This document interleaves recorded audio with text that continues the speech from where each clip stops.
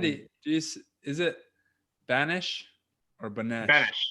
Banish. Like pretend like it's there's an I instead of an E. B-E-N-I-S-H. Banish.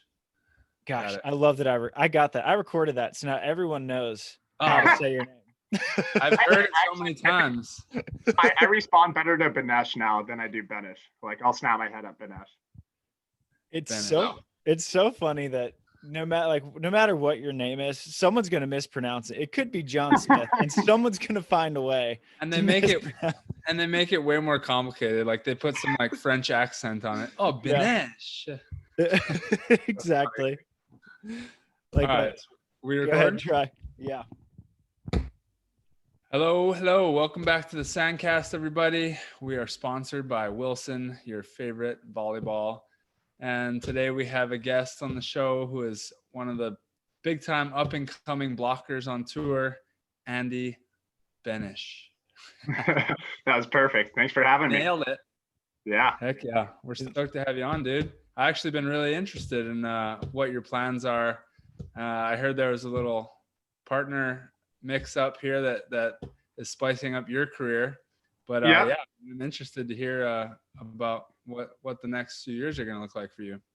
Yeah, I'm kind of interested to see where it goes too. I'm kind of playing it day by day, but yeah, I was really excited when Billy Allen texted me a couple weeks ago and asked if I wanted to play the AVP and the some of the international tournaments, hopefully. So obviously, it was really difficult conversation with Eric because we had a good thing going, and this year was not even a real year.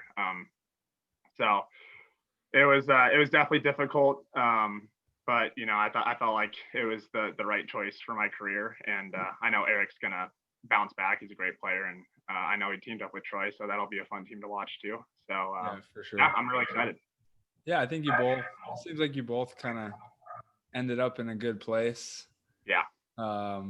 Definitely probably benefited from the partnership. Sounds like you guys got more training in together than you did competition because of last year. But I mean, that's kind of how it works, that when you guys are at the level you're at, you want to be leveling up. I mean, in an ideal world, you found that partner early on and you grow with them, but that's not exactly how it usually works. Yeah. Usually you're trying to get picked up by that veteran to kind of expedite the process. So sounds like you're on the right track. Yeah, I'm super excited. And I know Billy, he has a bunch of volleyball knowledge, and I'm still learning, and I think he'll really help with being able to look at the game from different perspectives and how to set up strategy and stuff. So I thought it was a really good move, and obviously I'm really excited. He's sides out like a champ. So yeah, it's gonna be fun. It's that high line of Billy's. Just watch it. So pure. It reminds me a little bit of you getting scooped up by Hide and Try, who also has a really nice high line. You also has a really nice high line, but kind of similar, because how old was John when he picked you up? I mean, low 40s or upper 30s? Yeah, like he was like 40. Yeah, so a little older than Billy, but and you beat him before, and then you get picked up. Andy, you and Adam beat Billy. You get noticed. That's how it works. Some respect. Yeah, you got to beat him and earn that respect. Yeah. Heck yeah. Well, the funny thing is the first ever AVP main draw match I played, we qualified, me and Cole Fears up in San Francisco, and we played Billy and Ryan Dougherty, and they spanked us. It must have been like 12-8 or something, and we walked off the court. I was like, yeah, that was probably what we deserved for our ego check. So you guys were the biggest sandbaggers in that qualifier, though. You were like one of the last seeds, because I remember you were playing Miles and Kyle, who were the 1 seed in the qualifier, and I'd never seen you play before. I was like, who is this monster that's seeded like Q55? Yeah. Like, damn. Yeah, that was a fun one. We just ran 4s the entire time, and it worked out. What did you kind of expect a call from a bigger player? Not that Eric's not a big player, but I mean, you're 6'9"ish. You handset really well. You've had some big some big wins, including one over Billy and Stafford. And you've really only been playing qualifiers for a handful of years. And even then, it's not like you were really only traveled for one full year. Right. So did you expect that, or did you expect maybe one more season of sort of grooming and kind of figuring things out before you got a promotion, so to speak? I don't know. I mean, I usually don't try to think about the volleyball community, switching partners and stuff too much, because even look at last year, people teamed up, and then right before the tournament, everyone switched.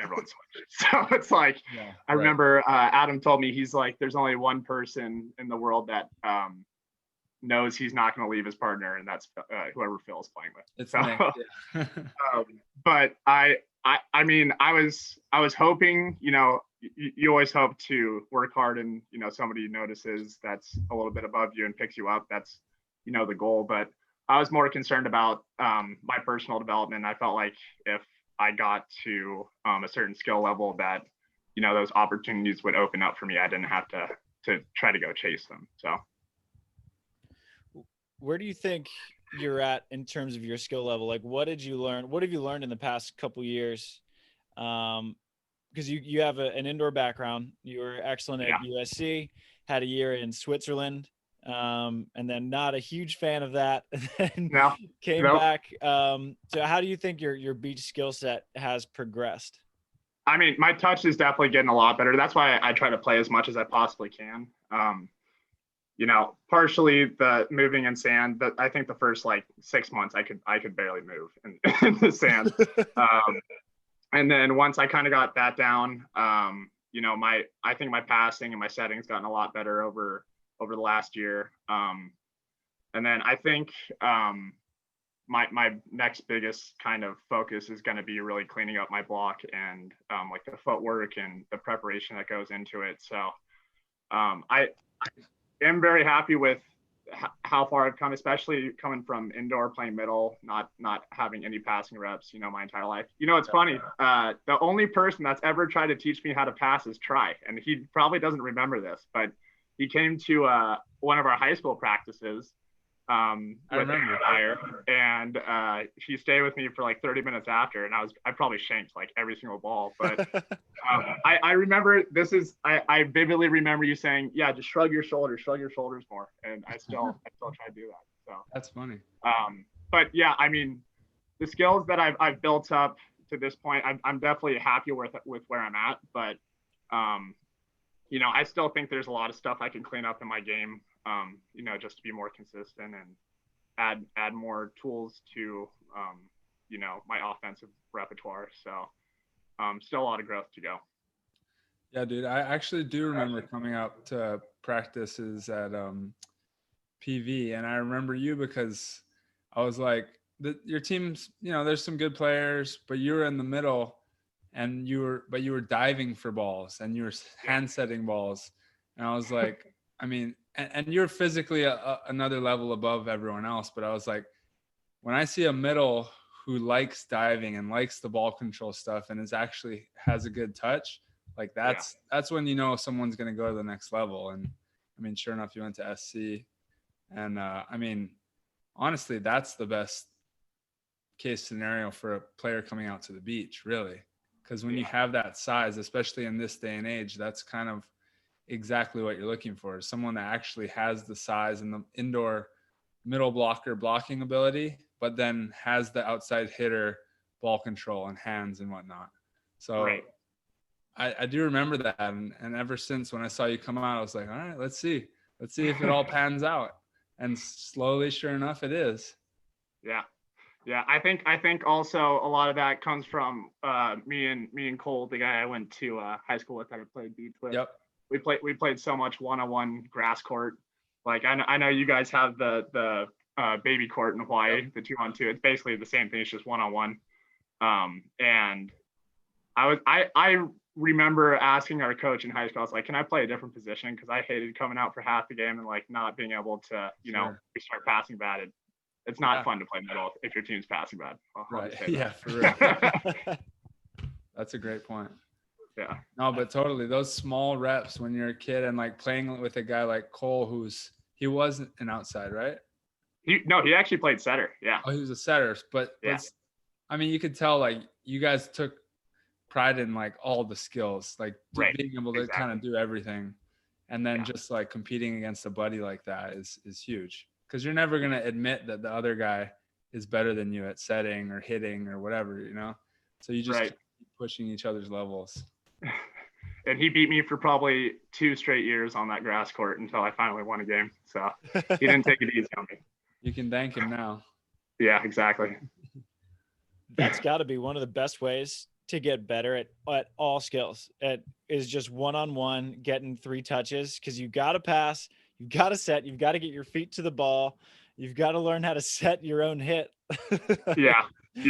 That's like the all-in-one package. I feel like if you do that for a week heading into preseason, you're going to come in ready to go. It's all your touches. Yeah, for sure. And the scariest part too is on grass, when like if you're in system, you're basically just sitting there waiting to get blown up, like completely blown up. So that's where all my weird digs that come into play.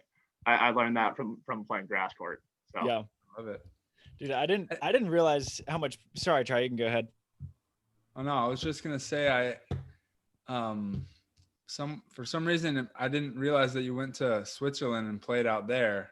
But what did you like or not like about playing overseas and playing indoors and professional, and that I had a little experience overseas too, so I'm just curious what you liked or didn't like.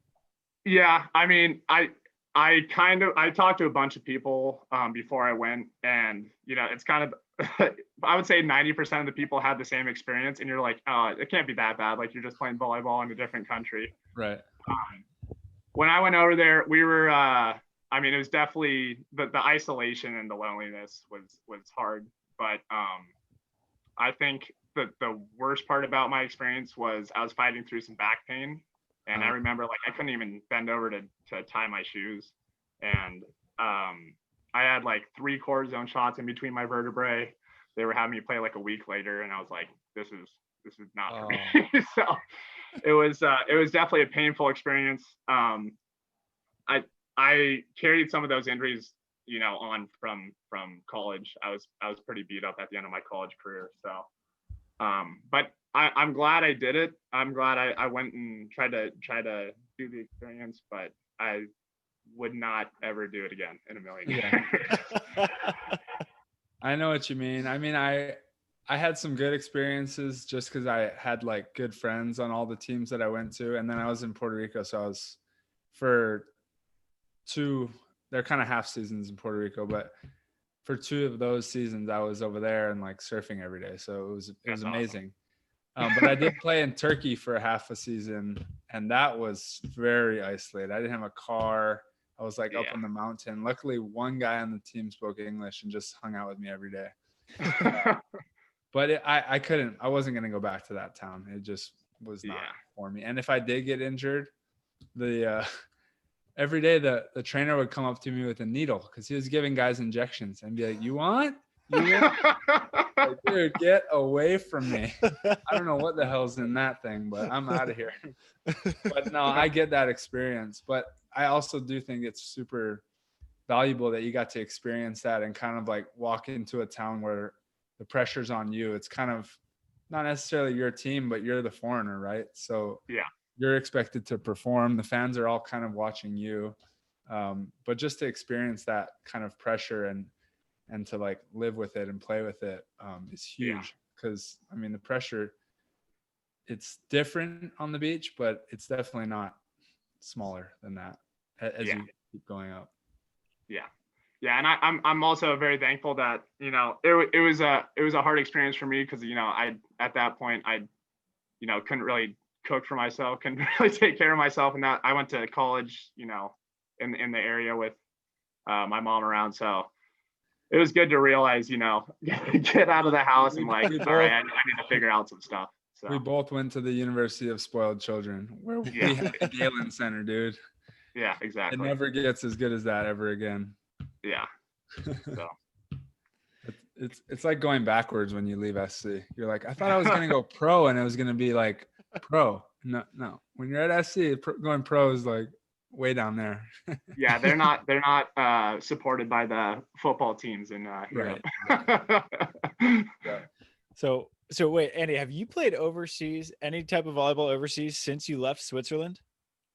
Just that Maldives tournament that me and Adam played in. Okay. So you do have one good experience I in do. volleyball outside the US. Yeah, I'll tell you the countries I visited for indoor volleyball: El Salvador, Mexico twice, Canada, Belarus, Romania.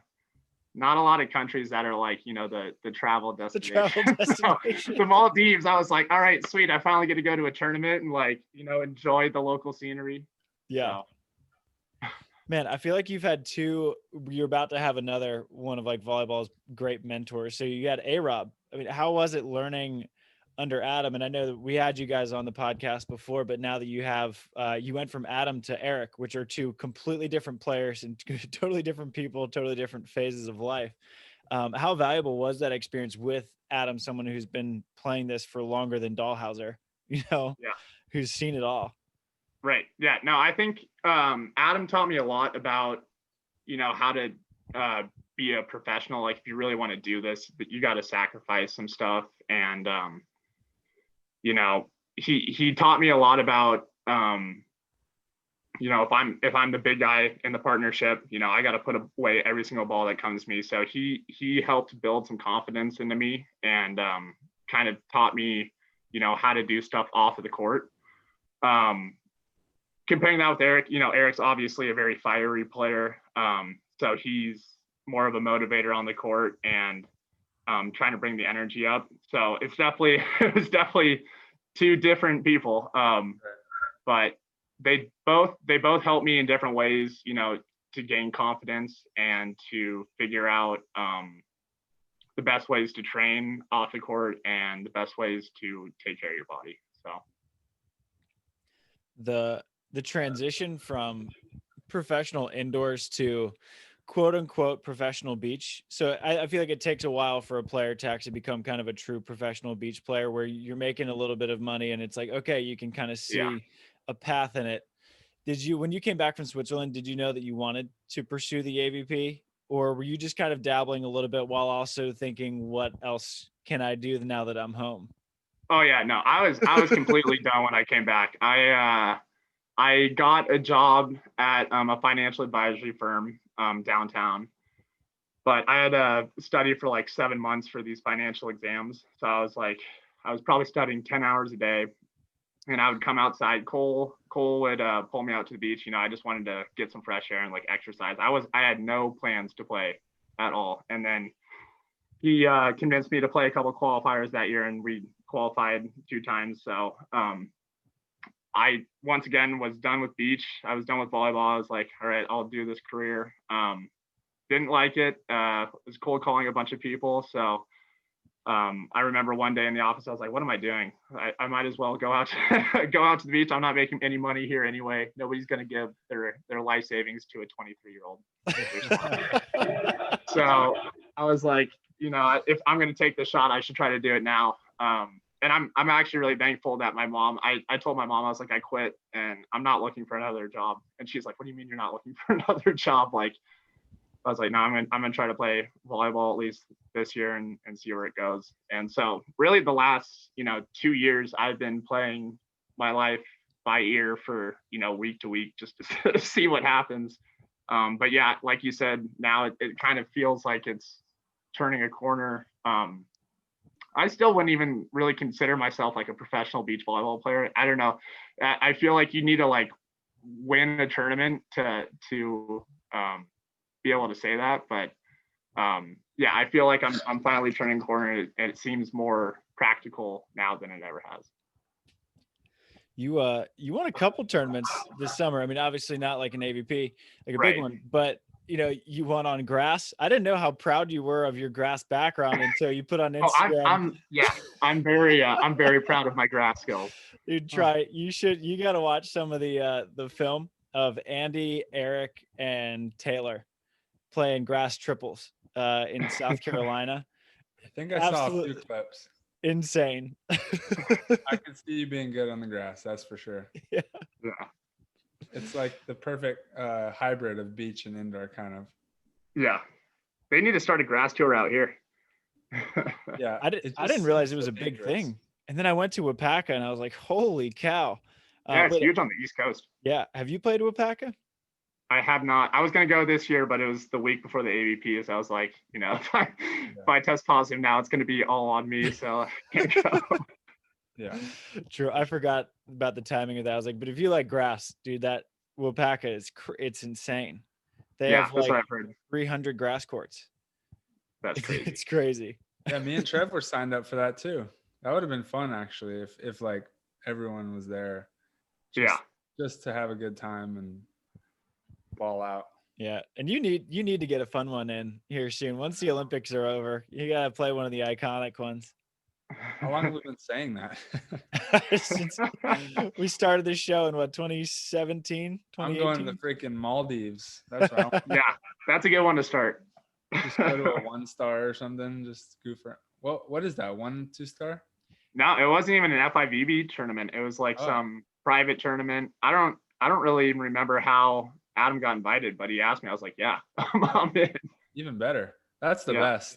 I went to when I first started my career on the beach. Will Montgomery called me out to go to. We went to New Zealand, and that was amazing. But then we went to an exhibition in Guam, and there was a pro-am as well. So they like auction you off. And I got auctioned off, and then I won the pro-am, and it was the biggest payday of my entire career. That's awesome. Like just a small little pro-am. That's awesome. I was like, this is awesome. and we went surfing around the island like every day. And then I started taking things seriously, and it all went downhill. Big mistake. So get it in now, because there's not much time for that stuff later. No, well, how's your preseason been going? Because you guys are back on the beach now, right? Yeah, we're back. Great. I'm like so ready to go. You know how we always talk about you got to take a break so that you're like hungry to come back on the sand. I'm beyond hungry at this point. Yeah, the Tim Baumgren effect.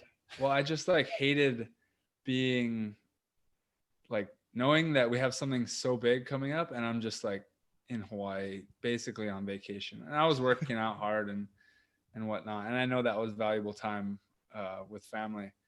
But yeah, it was weird.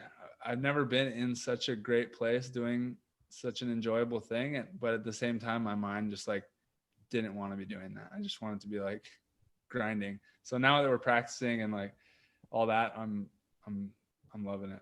Yeah. You kind of did what Misty May was talking about, how she would go to Florida from like November to February. And then she'd come back and she'd say, I wouldn't touch a ball when I get back. I'd want to do it so bad. You kind of did it. You went to Hawaii, didn't touch a ball. Yeah. Lifted some weights. I was forced into it. Yeah. Not bad. It's good to see everyone getting back on the beach though. Like you and Trevor back, and Chase and Avery are practicing again. I guess Billy's coming back in town soon. Andy? Yep. Billy's going to be here next Monday, I think through the 4th nice. Train. So yeah. That'll be good. You go ahead, try. Let's hear. I know there's so many new partnerships, right? Starting with Andy, but I know you're the one who, if anyone knows about all the new partnerships, it's probably you. Let's spill them out here a little bit. So we got Andy and Billy, and then there's the trickle down effect. So then you got Chase Budinger and Casey. They got the old flame back together. Team Instagram, the ENT show, Troy Field and Beranek.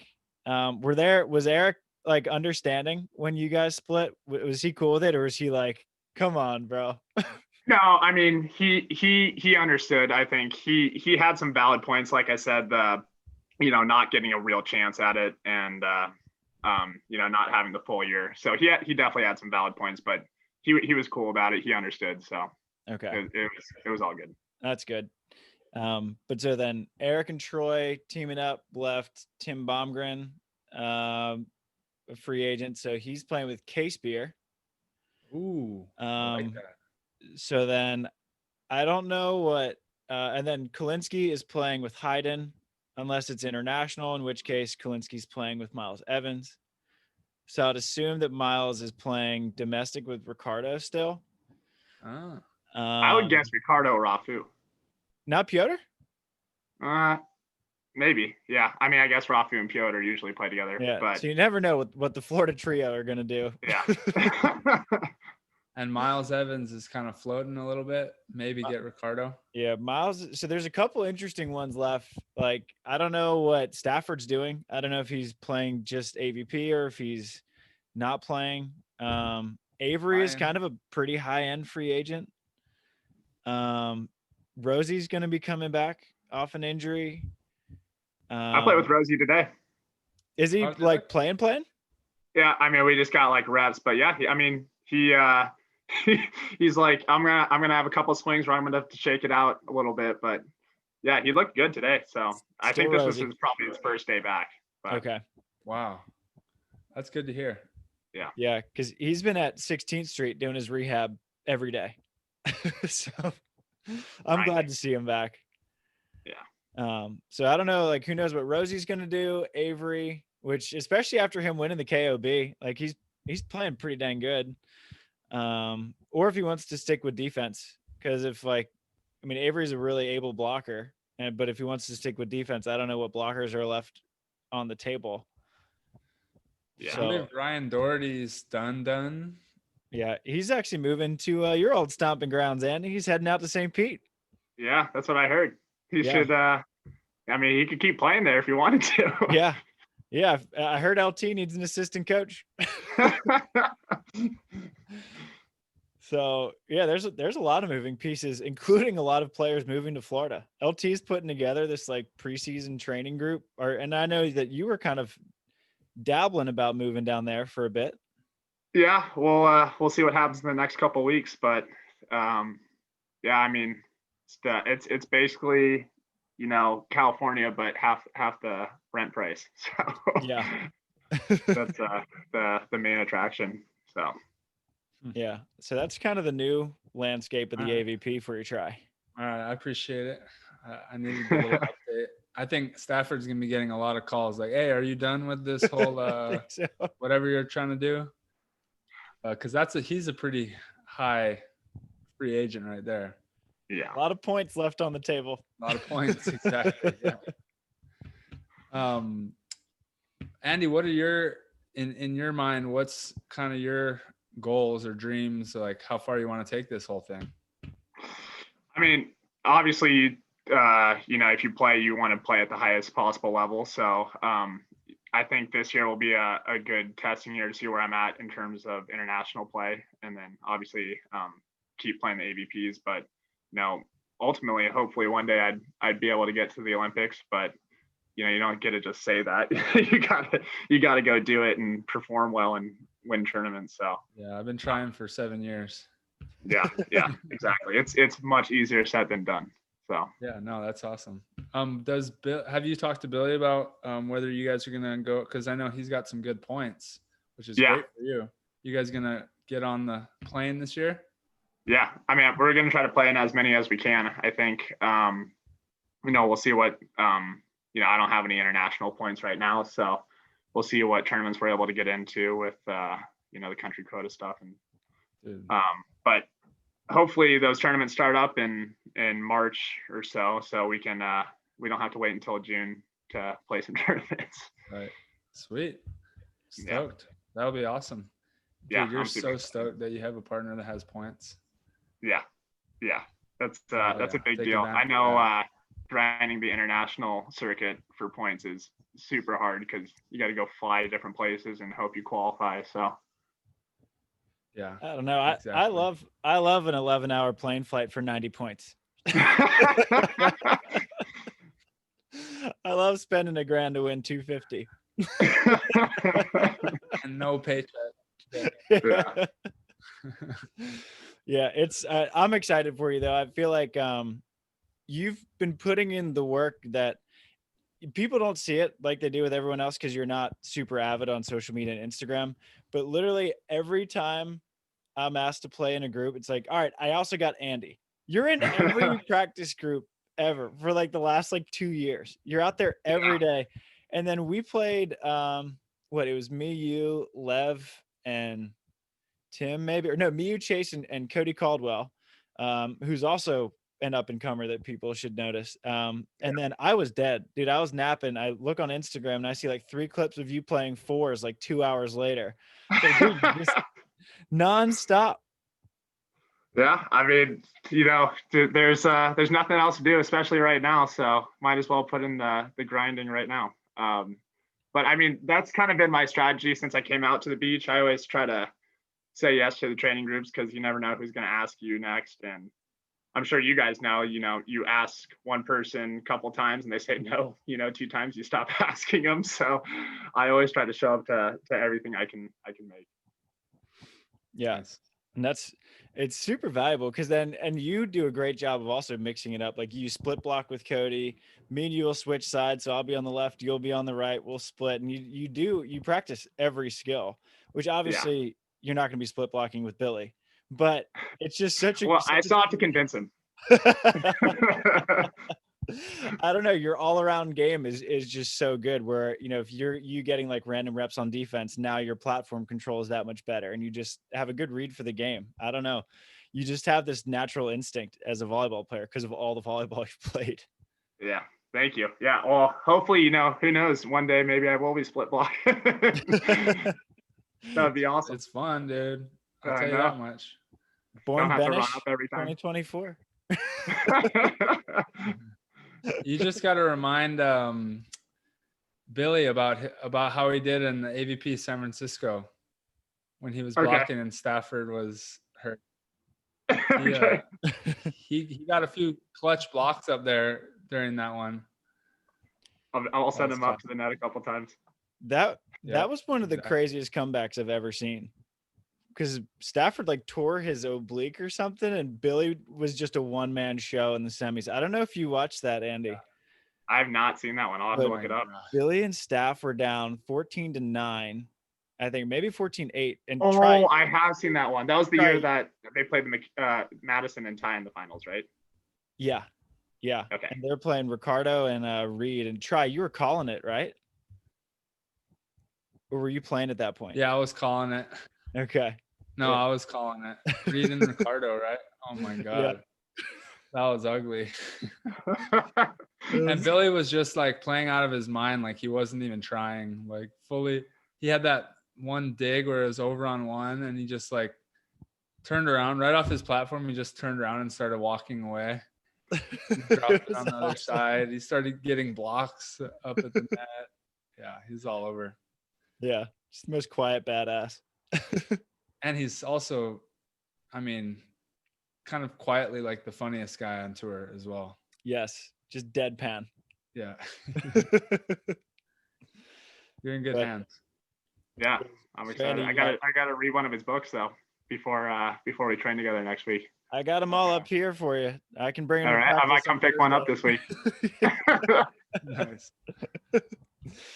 But when I liked this thing that Phil Dahlhauser used to do is when at the beginning of every season he would set his goals into 3 tiers, right? So he'd have his reach goals, his moderate goals, kind of like how you apply for college, and then his sort of safety goals, what I'd like to achieve.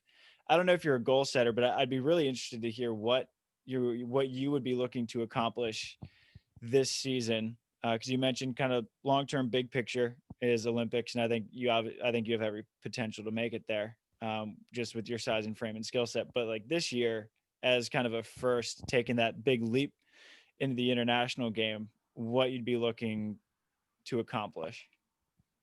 I mean, yeah, I think a reach goal would, be trying to qualify for one of the big tournaments, but those are going to be difficult to get into, especially in the Olympic qualifying year. I think a realistic goal for me would be to get enough points internationally this year where I'm at least solidified into making some 2 stars and 3 stars on my own, with points with another partner with points. And then, the base level goal obviously would be to, solidify my position in the main draw for the AVP. Cause right now I still don't have enough points to, Billy's probably tanking a lot for our position right now. So get those up. So that's the main focus, is doing well on the AVP this year. But I would like to start building up my experience internationally and try to get some points so I'm better positioned going into the future. And I think as far as FIVB goes, this is such a valuable period for you, because after this year, I mean, how many guys are dropping off? I mean, Phil's going to be finished. Yeah. Probably. Probably. Nick's going to be finished. I think Jake's going to be done. Hayden's moving out of the international game. I mean, you have all these guys with all these international points that are moving out. So this is like such a good investment year for you to establish yourself as one of our top 4 or 5 teams. So you're at least able to get into country quotas next year and move up from there. So it's like this year's almost like an investment vehicle for 2022 and 23. Yeah, exactly. That's kind of what I'm looking at it as. And that takes a lot of pressure off, because then I don't feel like, I need to go win tournaments right now. I can go try to, learn with Billy and figure out how to play with that ball a little bit better and figure out how to travel. And so it'll be a good learning experience for me for sure. Love it. Good. What is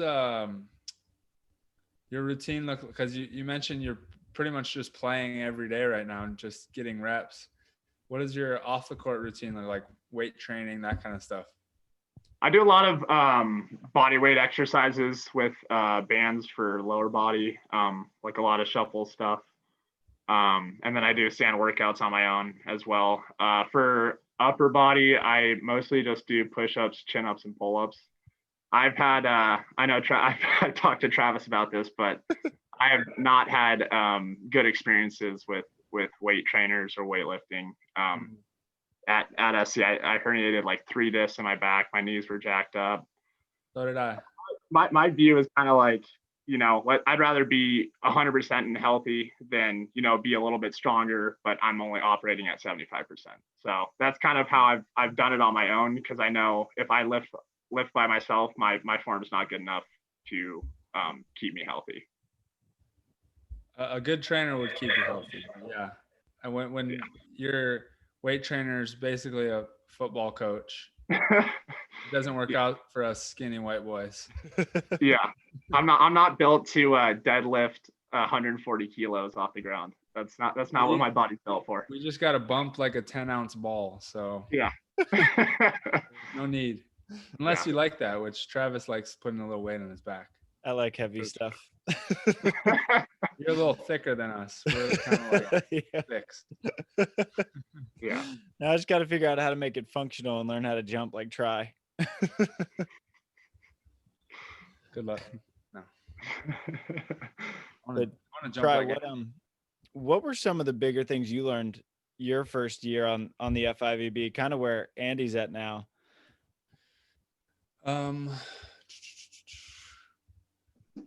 Well, it was crazy. It happened so fast, and it was good that I had obviously a veteran partner. I just like absorbed as much information as possible from him. But I mean, I felt like I could hang. It was just like the small, like strategy things. Like, what do you do in this situation? There's certain things where eventually it just becomes like programmed into your brain. But when you're younger, you're like, oh, I'm going to do like this, like fun little cut shot, loopy cut shot. And then they just like pass it up on 2 and just ram it down your throat. And you're like, all right, so I can never do that again. So in that situation, you hit deep or whatever, like it's just those little things that you learn where you keep losing by like 3 points, but you're tied until 17 or 16. And you're like, how can I be right there with these guys? And then they always pull away at the end. And you learn that they're upstairs, they got a little bit something more going on. So you keep trying to like figure out what exactly that is. So it's just like experience stuff. And that's why it helps to have a veteran. They can kind of help you realize that stuff quickly. But I mean, Hayden and I played in a country quota. I had like no points. He had some points. We were dead last in the seeding. Who was it? It was Casey Jennings and Avery, I think, that like if they played, we didn't even get into the country quota. And it was here in the US. They weren't like getting along at the time, or just like were annoyed and didn't want to play with each other. So they slid us up in. We ended up winning that country quota and then getting a shot into, what was it? One of the Grand Slams, China. Berlin? Oh, China. Oh, it was China, Shanghai. And so we snuck our way in by winning that tournament. And then we go over there and we played Nick and Ryan in the qualifier. We ran into them, lose, so we're out. And then we show up for Lucky Loser. Luckily, I had a veteran partner who knows that you go sign in for Lucky Loser even if you're out. And sure enough, a team didn't show up or something happened. So one team was going to get drawn out of the hat to get in. Sure enough, we got drawn. And then we won our pool.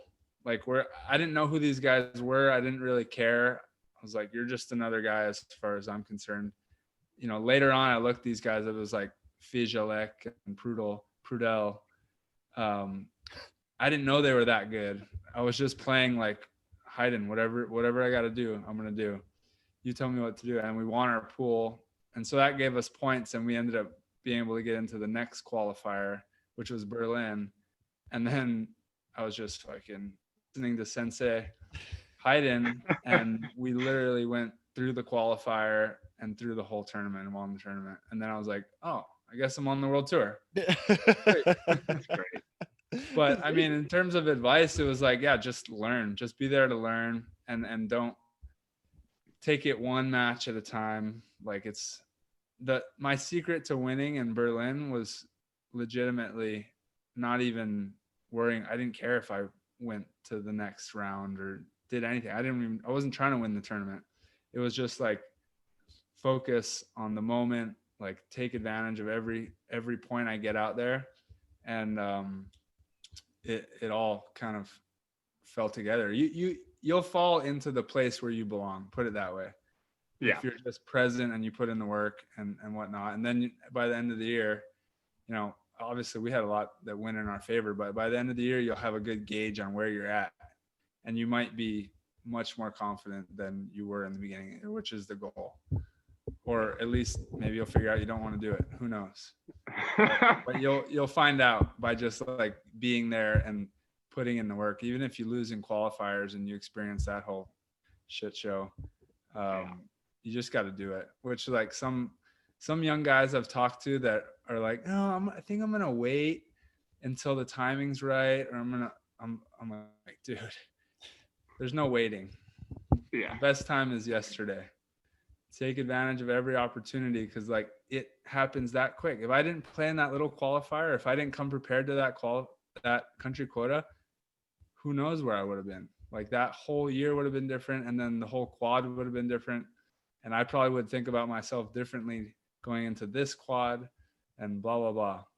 So I think just take advantage of any opportunity you get, which you already get one with Billy. So that's great immerse advice. yourself. I think try like what you were talking about is kind of the perfect illustration of if you put yourself in a situation to get lucky, a little luck enough times, you're gonna catch a break. And I feel like, Andy, not that you getting picked up by Billy is a break, but you've put yourself in enough situations where your name could get noticed, where now you got your break, and now it's a different scale. You and Billy are going to go travel overseas, and you're going to play in 4-stars, and you're probably going to play in qualifiers, and odds are you might lose one in Shanghai. Yeah. And then the next week you get your points, someone doesn't show up, and you're straight into main draw. I don't know. I feel like that's what almost all of what beach volleyball success is just putting yourself in enough situations where success will happen at some point. And now, you know, try yours is totally sustainable. You don't need a lucky break anymore. And Andy, yours domestically, you're there. I mean, you and Eric were in the Champions Cup because you guys had both done the same thing. You both had the opportunity to quit. Like you had your financial career. I remember talking to Eric, and he had thought about quitting enough times, but you just put yourself out there enough times, and here we are. You're getting scooped up by one of the most consistent volleyball players in the world. The goal for you now is to be your own financial advisor. You have, and then you give it to yourself. I don't think I would even give my own money to myself. At least you're smart enough to know that. Yeah, exactly. Andy, one of my favorite memories was in Chicago, that AVP Next Gold, like 2 years ago. And when we played you and Adam in the semis, and we ended up winning, and Adam, of course, storms off. He's furious and irate. And you're kind of like, you got that huge, big old Andy Benesh smile. I was like, what's up, Andy? You're like, I just tripled my net worth. It's like a $200 check. Always a good day if you make any money playing volleyball. It is.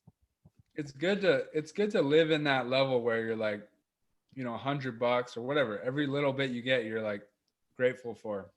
Right. If you go straight to having all the money, you kind of get spoiled. And then if it drops down, it kind of sucks and like takes the energy out of it. Yeah. I mean, I definitely started from the bottom in that sense, but I also like went straight to Grand Slams, like I was telling you. And I mean, Berlin was the purse that we won. We split 58 G's, 57 G's. And that was like coming from like the full bottom before that.